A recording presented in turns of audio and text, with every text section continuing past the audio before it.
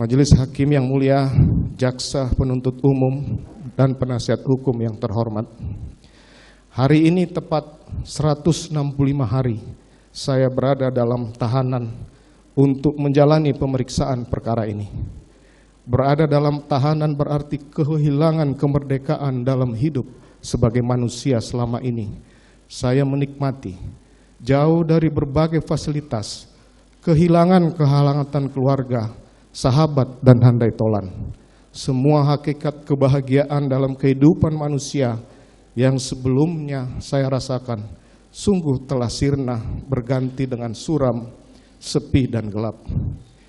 Di dalam juri tahanan yang sempit, saya terus merenungi betapa rapuhnya kehidupan saya sebagai manusia. Tidak pernah terbayangkan sebelumnya kehidupan saya yang begitu terhormat dalam sekejap terperosok dalam nestapa dan kesulitan yang tidak terperikan. Demikianlah penyesalan kerap tiba belakangan, tertinggal oleh amarah dan murka yang mendahului.